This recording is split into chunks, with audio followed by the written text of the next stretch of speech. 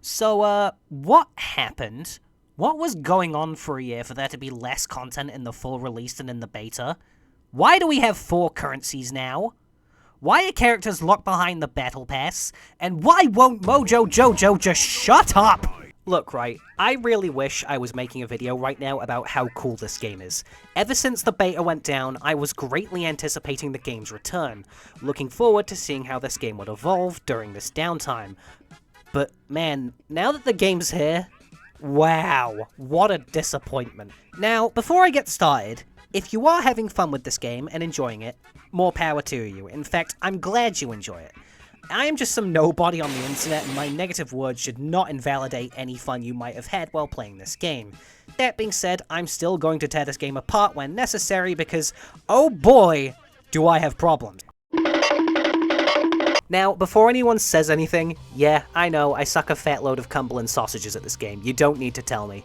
I've never been an expert on how to play platform fighters competitively, and I usually just play them like a freshly unfrozen caveman on enough crack to see God. But I'll do my best to give my thoughts on the gameplay anyway. Bottom line, the gameplay on its own is alright. Since the beta, the game has slowed down a lot, and this has been a controversial decision to say the least, but to be honest, I don't mind it. I've played my fair share of fighting games, both traditional and platform, where the game moves at a lightning-quick pace. I don't think it's the end of the world if one platform fighter would rather take the game slower. It gives me more time to think about my next move, and makes sense at the chaos on screen. Don't get me wrong, I do love my high-octane slapfests, where I'm hyper-focused on every pixel and have to keep the pace going, but a slower game is nice and relaxing. I think the way the characters feel to play is quite good as well. Attacks use both visual and audio effects to sound nice and meaty, and landing a big special move on an opponent feels satisfying. The feel of combat is actually pretty great. Mate? But I was having fun while gathering the footage for this video, so clearly it's doing something right. I've heard from word of mouth that some characters have suffered as a result of the slower gameplay, like apparently Velma and Tom kinda suck now, and I'd love to test them out, but unfortunately I haven't bought them, so I guess I'm just gonna have to take people's words for it. As for netcode, I haven't experienced any issues regarding lag, so I assume a great amount of care has gone into making sure that's all up to code, so yeah, good job on that one, Chief. Ew. What am I looking at here? This all looks like absolute phlegm on expired bread. The old menu was fine, why did they change it? This looks less interesting and less distinct. It just looks like a bargain bin Fortnite now. Batman Fortnite. There's so many menus buried in menus. They've replaced the nice artwork on the character select with the 3D models doing the same pose, which doesn't look nearly as nice. There's a battle pass, and then there's like 3 other play pretend battle passes, because that's not confusing at all. Not all the currencies are shown at the top of the screen, meaning you have to go menu diving to figure out how much prestige or perk points you have, and it all just sucks. I mean, I figured it out eventually, but my god, when I first opened the game, I was completely lost. Also, maybe it's just because I'm old, but I vastly prefer picking a character before the match starts, over picking before you even start matchmaking. I've just never been a fan of that. Want a rematch, but also play as a different character? Eat shit, bozo! And not to mention the various amounts of quality of life options in the setting that are outright gone with no explanation, like an alcoholic father. To be honest with you, I think a lot of fighting games have an issue when it comes to the user experience, even my favorites like Guilty Gear Strive. But like, this is bad even for fighting game standards of UX, and the menus in the beta were so much nicer, I genuinely don't know why they thought this was an improvement. So our first major issue is that some modes are just outright gone. There's no versus AI mode anymore. Why? Yeah, exactly. Then some features have been removed from some modes. Training mode used to let you play as every character in the game, meaning you could try characters out before you buy them, to see if you like playing as them. A great idea. I wish more fighting games did this. Looking at you, Tekken 8! So, of course, in this re-release version, they just cut this entirely. Now it's only characters you have. That is some bullshit. The usual 1v1 modes and 2v2 modes are there, and they do exactly what you'd expect them to. But the big mode I was personally looking forward to was the Rift mode, which seemed to be this game's weird version of World of Light from Smash Bros. So, how is it? it's fine, I guess. Like, I'm not actively not having fun, but it is a bit of a graft. Each rift has a set of missions with different conditions and opponents, and also you have these chip things which give you bonus effects not too dissimilar to World of Light spirits, if a little less fun to collect because unlike spirits they don't really act as cute little references to things you like. Like, some are named after things, but visually they're all bland as hell. But I'm nitpicking now, so let's move on. Rifts will have you face challenges, mostly fights, sometimes weird minigames that range from kinda fun to hardly relevant to anything. And the grind comes from the fact that the game will have you go through the same challenges, just amping up the difficulty each time you complete them all. Admittedly, I didn't play this mode for that long, but I think it's fun enough, but I can imagine it would start to feel like a chore if you committed to it for a long time. We've got to have money.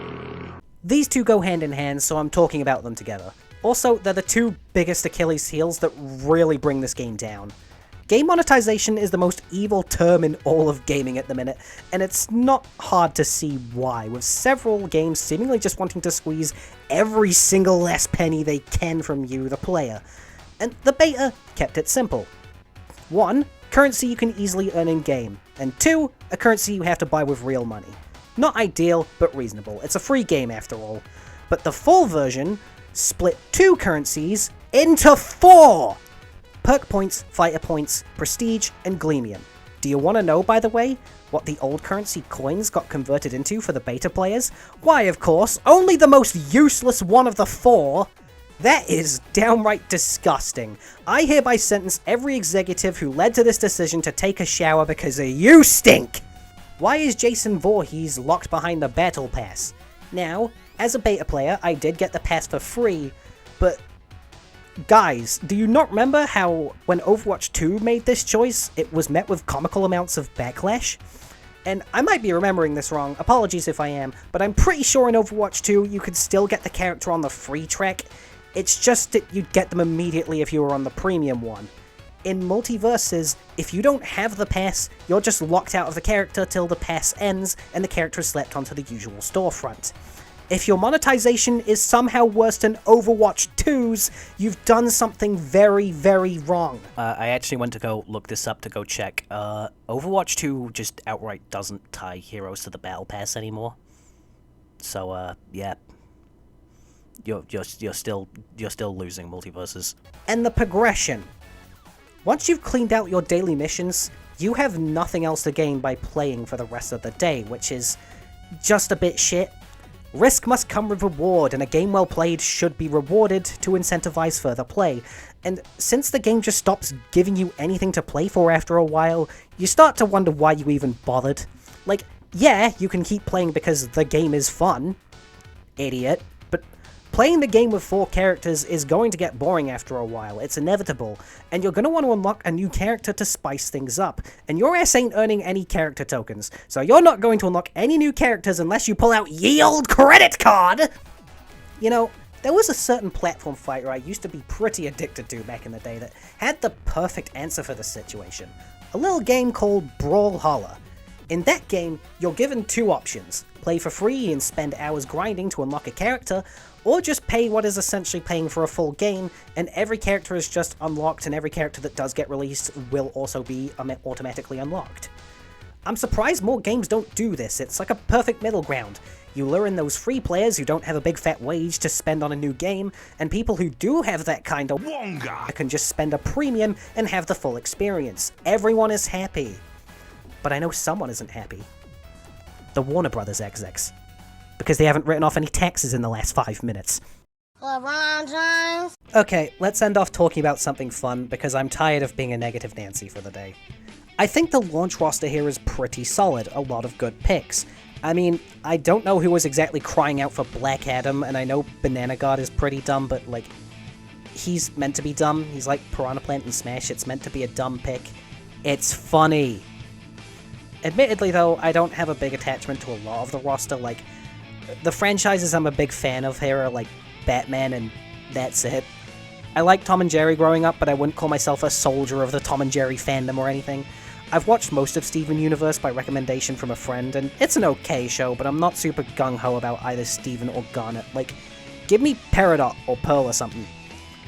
I mainly played Arya in the beta. I know nothing about Game of Thrones. She was just the fast fighter with the sword, and that was the basis of why I chose to play her.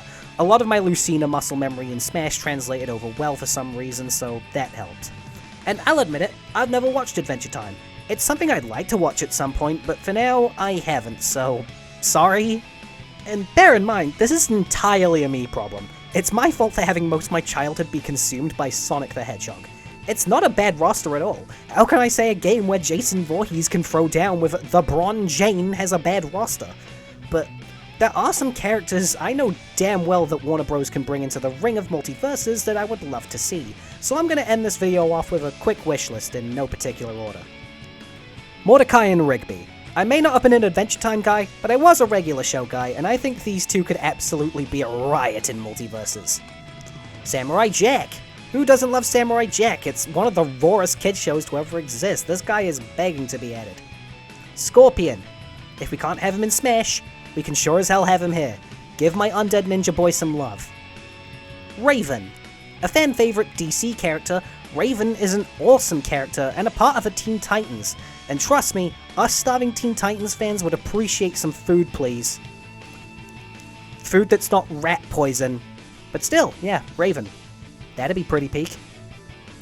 Ruby Rose. As a young teen, I was obsessed with Ruby as a show for a good while, and while I did fall out of love with the show over the years, I would still love to see Ruby in this game, although it might be a bit hard with the state Rooster Teeth is in, that is to say, non-existent. And finally, Ben 10. Do I even need to explain this to you? Ben 10 was the shit back in the day. Bring that kid in here and get some Omnitrix shenanigans going. So, bottom line, I don't think the state Multiversus is in at the moment is sustainable. It's going to die. Again.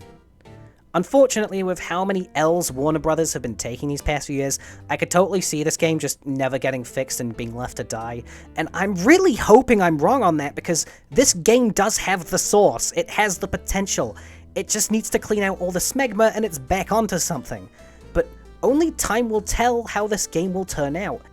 But if hell freezes over and the game sees some major changes, I'd be happy to give this game another look. But until then, I'm Ramen Ronin. Hopefully my next video will be less pessimistic, and I'll see you next time.